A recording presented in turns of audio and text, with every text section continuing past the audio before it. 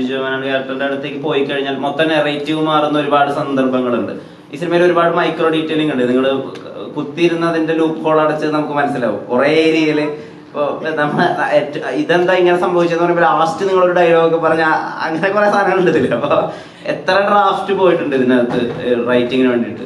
ഇതില് കുറെ ഡ്രാഫ്റ്റ് പോയിട്ടുണ്ട്. പക്ഷെ ഞാൻ എപ്പോഴും വിശ്വസിക്കുന്നത്, പ്രത്യേകിച്ച് ഈ സിനിമ തുടങ്ങി ഒരു 3 ദിവസം കഴിഞ്ഞപ്പോഴത്തേക്കും എനിക്ക് ഇങ്ങനെ ഒരു റൂട്ടിലേക്ക് ഈ സിനിമ പോകാം എന്ന് തോന്നി. അതുവരെ ഞാൻ അസഫിനോടും വിജയനോടും പറഞ്ഞ കഥയല്ലാതെ മറ്റൊരു സംഗതി തിരിഞ്ഞു വന്നായിരുന്നു സിനിമ തുടങ്ങിയതിനു ശേഷമാണ്. അപ്പൊ അന്ന് മുതൽ എനിക്കറിയാം ഞാൻ എടുക്കേണ്ട എഫേർട്ട് കുറച്ച് വലുതാണ്. ഈ പറഞ്ഞ പോലെ രാത്രികളിലും ഷൂട്ട് കഴിഞ്ഞിട്ടും രാവിലെയൊക്കെ സംഭാഷണം എഴുതുന്ന ജോലി ആയതുകൊണ്ട് ഓഫ് കോഴ്സ് ഒരു കാര്യം പറയുമ്പോൾ അതിന്റെ ഒപ്പം തന്നെ പറയേണ്ടത് അതിന്റെ റൈറ്റേഴ്സ് ഉണ്ട്. ഈ പറഞ്ഞ തിരക്കഥ ശരത്തും ആനന്ദുമാണ്.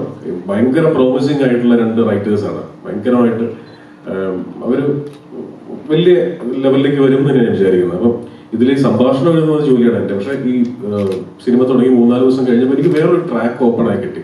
അപ്പോൾ ആ ട്രാക്കിലേക്ക് എത്തിക്കാൻ വേണ്ടിയിട്ട് എവറി ഡേ എഴുത്തായിരുന്നു. എല്ലാ ദിവസവും എഴുതുന്ന സീനുകൾ തന്നെയാണ് ഷൂട്ട് ചെയ്തുകൊണ്ടിരുന്നത്. അപ്പോൾ എനിക്ക് എപ്പോഴും എനിക്ക് തോന്നുന്നു കഴിഞ്ഞ എല്ലാ പടങ്ങളും 6 പടങ്ങളിലും ആ ഫൈനൽ ലാസ്റ്റ് സീൻ ഷൂട്ട് ചെയ്യുന്നതിന് മുമ്പ് എഴുതുന്ന ഒരു എഴുത്തുണ്ട്. അതാണ് എനിക്ക് തരുന്ന ഏറ്റവും ആ ഡ്രാഫ്റ്റാണ് ഏറ്റവും സാറ്റിസ്ഫാക്ഷൻ തരുന്ന ഒരു ഡ്രാഫ്റ്റ് എന്ന് പറയുന്നത്. ഇതിപ്പോ പുതിയ ജിസ് ജോയ് ആണെങ്കിൽ പോലും ചില ഏരിയയിലൊക്കെ പഴയ ജിസ് ജോയ് ഉണ്ട് ഡയലോഗ്സിലൊക്കെ. എന്റെ പ്രശ്നം എന്റെ ഉത്തരങ്ങളാണ് സാർ എന്നൊക്കെ പറയുന്ന ചില സിനിമാറ്റിക് സംഭവങ്ങൾ ഇതിനകത്തുണ്ട്. അത് ആ ജിസ് ജോയിനെ ഓർത്തിട്ട് എഴുതിയതാ അല്ല. അത്തരം ഒരു സാഹചര്യത്തില് ഇപ്പൊ ഇവർ തമ്മിലുള്ള ഒരു പ്രോബ്ലം തുടങ്ങുമ്പോൾ ഒറ്റയടിക്ക് ഒരു ഇഷ്യൂ തുടങ്ങാൻ പറ്റത്തില്ലല്ലോ. ഒരേ സ്റ്റേഷനിൽ വർക്ക് ചെയ്യുന്നവരാണ്. അപ്പൊ ഇങ്ങനെ ഒരു ഗ്രാജുവലി ഒരു ഗ്രാഫ് ഉണ്ടാവണം. അപ്പൊ അതിൽ പറഞ്ഞത് ഇയാൾ 1.5 വർഷം കൊണ്ട് 5 ട്രാൻസ്ഫർ അടിച്ച ആളാണ്. 1.5 വർഷം കൊണ്ട് പറയുമ്പോൾ അമ്മാവനാണ് മന്ത്രി. പക്ഷെ അമ്മാവൻ പോലും അറിഞ്ഞിട്ടില്ല ഇയാൾ 1.5 വർഷം കൊണ്ട് 5 ഡ്രാഫ്റ്റ് ഞാൻ പറയുന്നത് അപ്പൊ അങ്ങനെ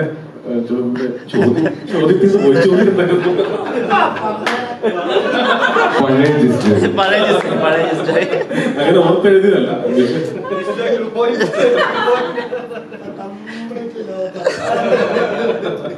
ഇതിപ്പോ ജാഫർ ഇടുക്കിച്ചേട്ടന്റെ ക്യാരക്ടറിനെ അവിടെ കൊണ്ട് പ്ലേസ് ചെയ്യാം, അത്രയും ടെൻഷനിൽ നിൽക്കുമ്പോ ചിരി ഉണ്ടാക്കാം. അത് എങ്ങനെ വന്ന ഐഡിയ? അത് എനിക്ക് എഴുതി വന്നപ്പോഴേ ഭയങ്കര സീരിയസ് ആയിട്ട് കഥ പോകുമ്പോ എവിടെയോ ഒരു റിലീഫ് കൊടുക്കണം എന്നുണ്ടായിരുന്നു. അപ്പൊ അത് സത്യം പറഞ്ഞാൽ ഈ ക്രൂവിലുള്ള എല്ലാവരും എതിരായിരുന്നു. ശരിയല്ല, എല്ലാവരും ഫുൾ ടീമുകളിൽ ആ ക്യാരക്ടർ അങ്ങനെ കൊടുക്കരുത്, അവിടെ ഒരു ക്യാരക്ടർ പറയരുത് എന്നുള്ളതായിരുന്നു.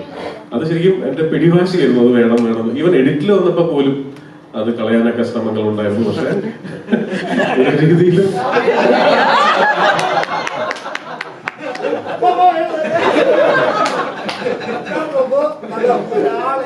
അപ്പൊ എനിക്കിതിന്റെ അല്ല അങ്ങനെ ആ രീതിയിൽ ഒരുപാട് പേര് കാണുമ്പോഴേ എന്നുവെച്ചാൽ സിനിമ ഇറങ്ങുന്നത് വരെ നമുക്ക് ഇതിന്റെ പ്രാക്ടിക്കാലിറ്റി എത്ര ഉള്ളേ. സിനിമ ഇറങ്ങുന്നവരെ നമുക്കറിയില്ല ഓഡിയൻ എന്താണ് ഇഷ്ടപ്പെടാൻ പോകുന്നത്. ഇത്രയും സീരിയസ് ആയിട്ട് പോകുമ്പോൾ അത് വന്നാൽ അലമ്പാകുമോ, ഇങ്ങനെ 100,000 ചോദ്യങ്ങൾ നമ്മൾ വരുമ്പോഴും. പക്ഷെ എന്റെ മനസ്സിലാണ് ഇപ്പൊ നിങ്ങൾ ഈ പറയുന്ന ഒരുപക്ഷെ അപ്പുറത്തേക്ക് ഒരു സീക്വൽ ഉണ്ടോ എന്നുള്ള ചോദ്യത്തിന്റെ ഉത്തരം ഞാൻ ആരോടും പറഞ്ഞിട്ടില്ലെങ്കിലും എന്റെ മനസ്സിലതുണ്ട്. അതുകൊണ്ട് ആരെന്ത് പറഞ്ഞാലും എനിക്ക് ആ ക്യാരക്ടറിനെ കട്ട് ചെയ്യാൻ പറ്റില്ല. കാരണം അതിനകത്ത് കുറെ മൈന്യൂട്ട് ഡീറ്റെയിൽസ് ഇട്ട് വെച്ചിട്ടുണ്ട് ആ ക്യാരക്ടറിനകത്ത്.